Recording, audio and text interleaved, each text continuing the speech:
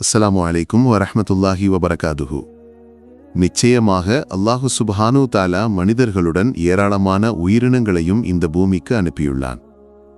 அல்லாஹுவின் கட்டளைக்கு எதிராக எதையும் செய்ய இந்த பூமியில் யாராலும் முடியாது. அல்லாஹுவை பின்பற்றி வாழ்ந்தவர்களுக்கு எந்த வகையிலும் உதவி அல்லாஹுவின் பக்கத்திலிருந்து கிடைக்கும்.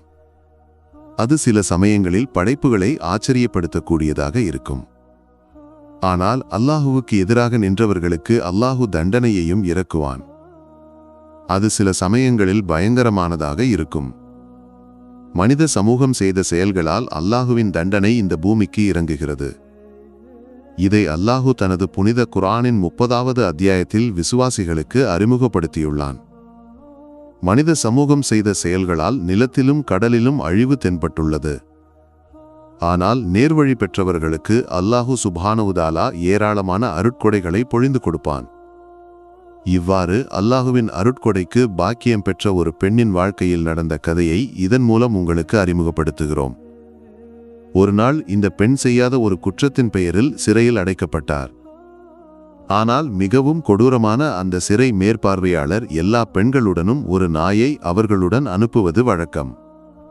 ஆனால் இந்த பெண் மற்ற எல்லா பெண்களிடமிருந்தும் வித்தியாசமானவர். அவர் தொழுகை செய்யும் சமயத்தில் அந்த பெண்ணின் அருகில் நாயை அனுப்பினார்கள். சுப்ஹானல்லாஹ், பின்னர் நடந்தது ஆச்சரியத்தை உருவாக்கும் ஒரு விஷயமாக இருந்தது. அந்த நாயால் அந்த பெண்ணின் அருகில் கூட வர முடியவில்லை. அவ்வாறு அந்த நாய் அந்த பெண்ணுக்கு காவலாக இருக்கும் காட்சியை மற்றவர்கள் பின்னர் கண்டனர். அங்கு கூடியிருந்த அனைவருக்கும் ஒரே வார்த்தைதான் சொல்ல இருந்தது, சுப்ஹானல்லாஹ். அல்லாஹுவை பின்பற்றி வாழ நாதன் உதவி செய்யட்டும். இந்த வீடியோ உங்களை அடைய காரணமானவர்களுக்கு பிரார்த்தனை செய்ய வேண்டும் என்று நினைவூட்டி இன்ஷா அல்லாஹ் மற்றொரு வித்தியாசமான வீடியோவுடன் பின்னர் சந்திப்போம். பிரார்த்தனையுடன் அஸ்ஸலாமு அலைக்கும் வரஹ்மத்துல்லாஹி வபரகாதுஹு.